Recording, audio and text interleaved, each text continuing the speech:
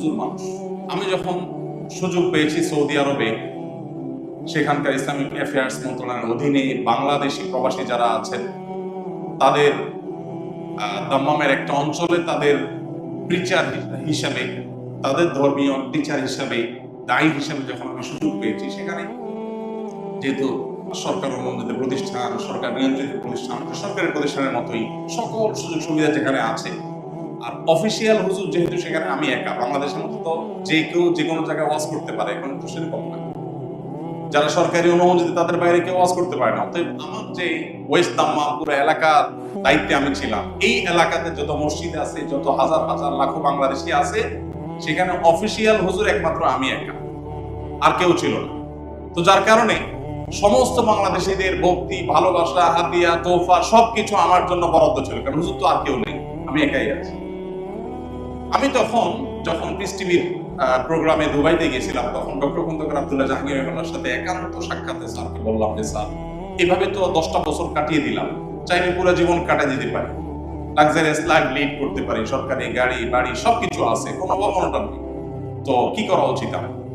Sir মুস্কি হেসে দিয়ে বললেন, আমি যখন রিয়াদে আল ইমাম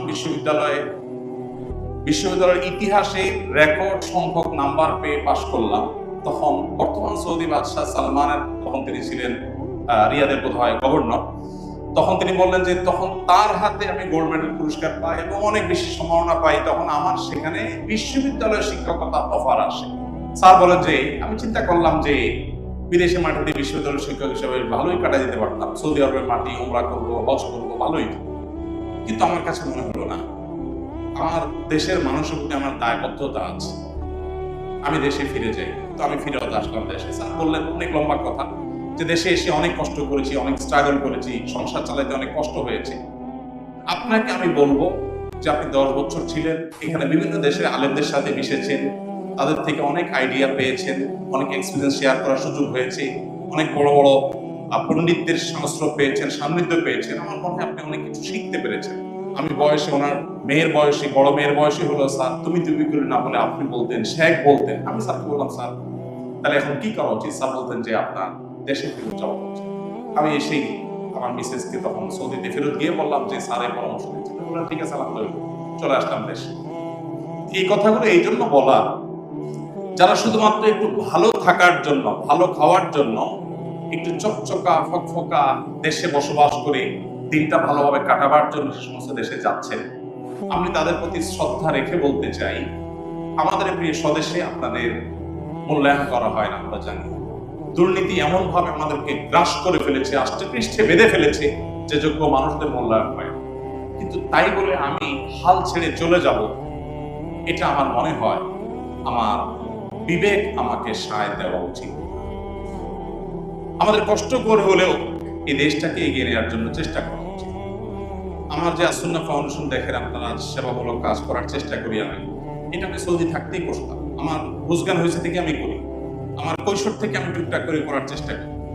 কিন্তু যখন এটা আমি সুযোগ পেয়েছি, তখন আমি এটার জন্য আলহামদুলিল্লাহ আমার নিজেকে উজাড় করে দিয়ে, সর্বশক্তি বিনিয়োগ করে, অনেক লোককে পায়ের নিচে দমিয়ে রেখে আমি এই কাজটি করে যাওয়ার চেষ্টা করছি। আমি আপনাদের কাছে আহ্বান রাখতে চাই, আপনারা বাইরে পড়াশোনা করার জন্য যেতে পারেন। যদি মনে হয় যে দেশে আপনার সেটেল হওয়ার মতো, সেটা যে সাবজেক্টে পড়াশোনা করছেন সে কোনো জায়গায় সেখানে থাকতেও পারেন, তো দিন শেষে এই মাতৃভূমির প্রতি আপনার দায়বদ্ধতা আছে। বিশেষ করে আপনারা যারা পাবলিক ইউনিভার্সিটিতে পড়াশোনা করেছেন, বুয়েটের মতো জায়গায় পড়াশোনা করেছেন, আপনাদের জন্য প্রতি বছর রাষ্ট্র অনেকগুলো টাকা ব্যয় করে। কেন ব্যয় করে? নিশ্চয়ই আপনি আরেক দেশে গিয়ে সুন্দর জীবন যাপন করে কাটাবেন, আর রাষ্ট্রের এই টাকাগুলো, জনগণের ট্যাক্সের এই টাকাগুলো কোনো হক আদায় করবেন না। এটার জন্য আপনার বিবেকের কাছে আপনাকে জবাবদিহি করতে হবে। অতএব এই বিষয়টা আমার মনে হয় আমাদের মাথায় থাকা দরকার। দেশের প্রতি অভিমান, সমাজের প্রতি অভিমান আপনার থাকতেই পারে, কিন্তু সেজন্য আপনি আপনার এই যে দায়, সে দায় পরিশোধের মানসিকতা থাকা উচিত। যারা সেখানে সেটেল আছেন ইতিমধ্যে, তাদের অনেকে আছেন আমি জানি, তারা সেখানে থেকেও দেশের প্রতি তাদের দায়িত্ব কর্তব্য পালন করছেন, আত্মীয়স্বজনের প্রতি দায়িত্ব কর্তব্য পালন করছেন, খোঁজ খবর নিচ্ছেন, সাধ্য অনুযায়ী দেশ, সমাজ এবং মানুষের প্রতি দায়িত্ব পালন করার চেষ্টা করছেন। এগুলো যদি করতে পারেন, সেখানে দাওয়াতকে আপনার মিশন হিসাবে নিতে পারেন, ফ্যামিলির ঈমান আমল রক্ষা করার ব্যাপারে যে আপনি সর্বোচ্চ সিরিয়াস থেকে আপনি মনে করেন যে হ্যাঁ তাদেরকে আপনি রক্ষা করতে পারবেন, তাহলে আপনি পারেন। তা না হলে একটা জেনারেশন সেখানে টিকে, বেশিরভাগ ক্ষেত্রে দ্বিতীয় জেনারেশন পর্যন্ত আর ঈমান ধরে রাখা যায় না। এই বাস্তবতা যাদের অভিজ্ঞতা আছে তারা ভালো